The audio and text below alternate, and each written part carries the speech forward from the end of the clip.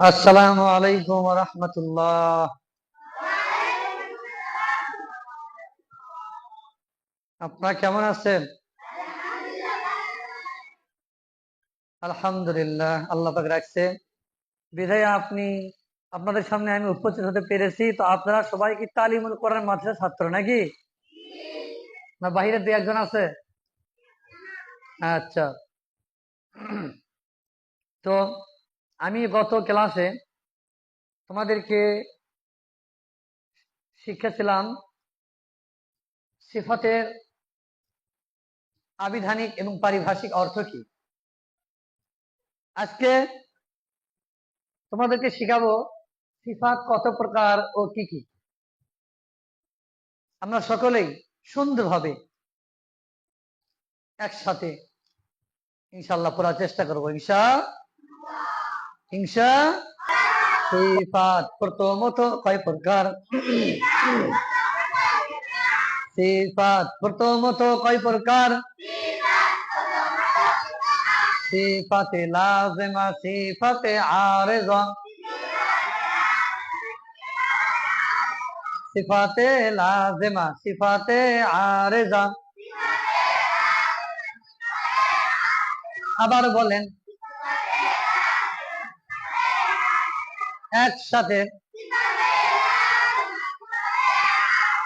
সিফাতে লাজিমা ওই সিফাতকে বলে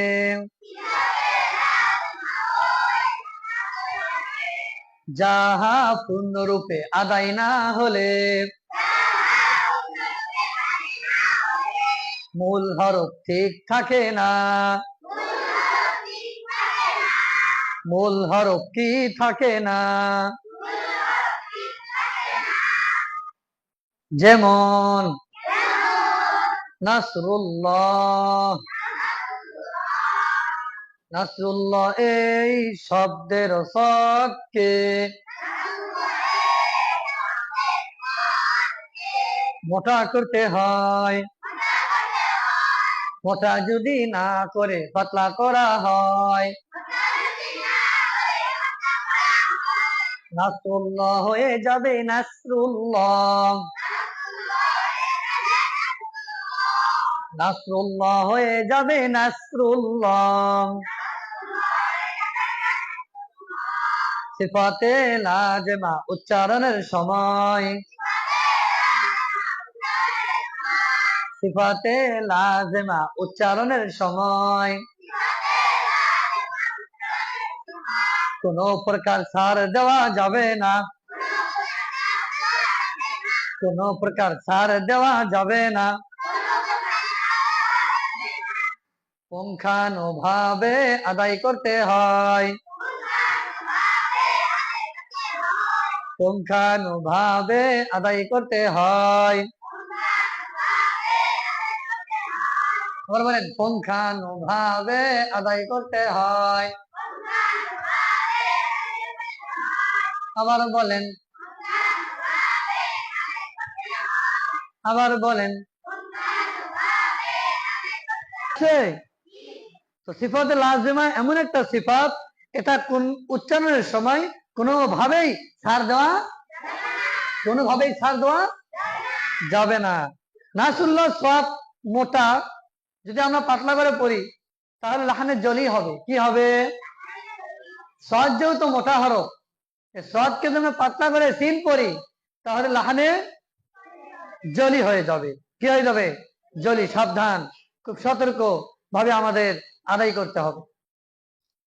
লাহানের জলি করা যাবে না। লাহানের জলি করা খুব সতর্ক ভাবে আমাদের এটা পড়তে হবে, আদায় করতে হবে। পড়তে পারবেন তো ইনশাল্লাহ? পড়তে পারবেন ইনশাল্লাহ? আচ্ছা, ঠিক আছে।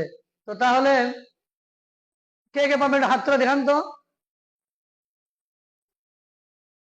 মাশাআল্লাহ, মাশাআল্লাহ, হাত নামান। তাহলে ইনশাল্লাহ দেখি আপনাদের ভিতরে কাউসার দ্বারা তো সিফাতে লাজিমা কাকে বলে?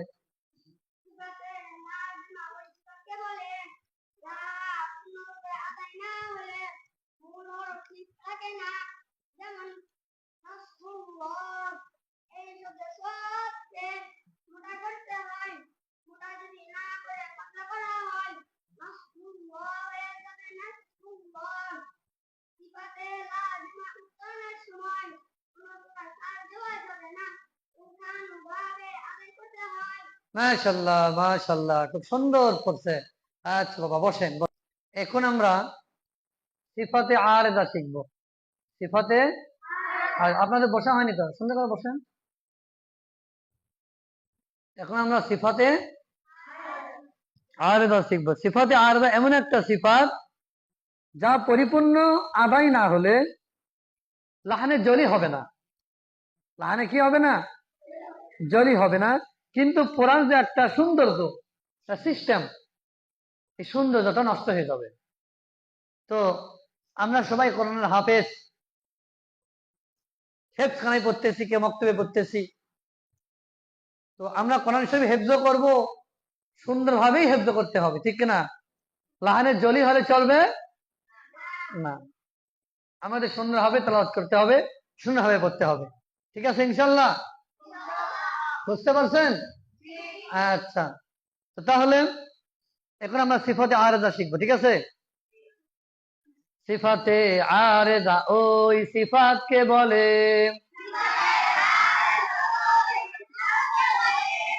যাহা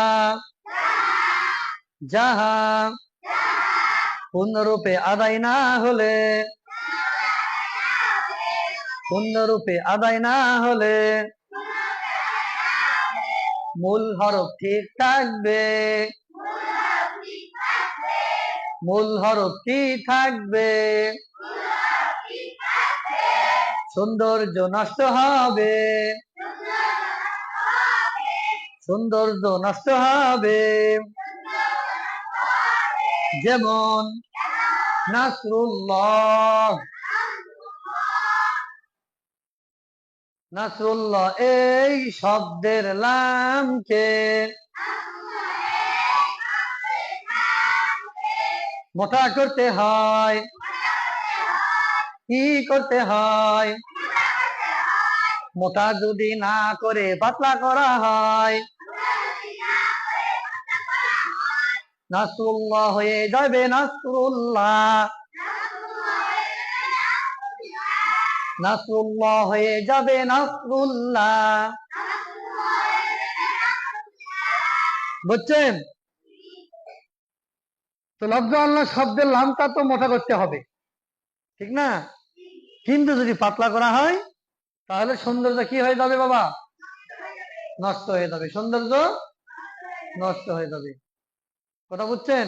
সিফাতে আরেদা উচ্চারণের সময় ইচ্ছাকৃত সার দেওয়া ঠিক না,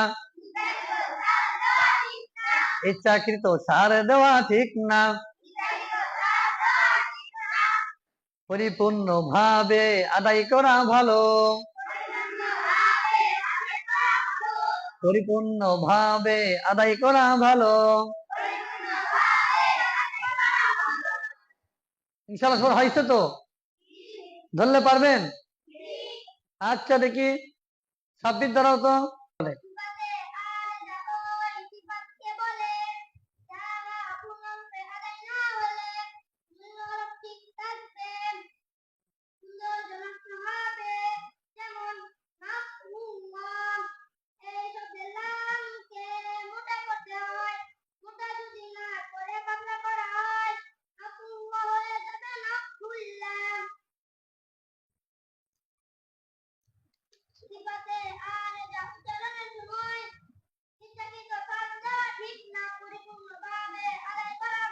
মাশাআল্লাহ, মা সে কি পারবেন? দেখে দুই হাত তুলুন তো। মাশাআল্লাহ মাশাআল্লাহ, হাত নামান।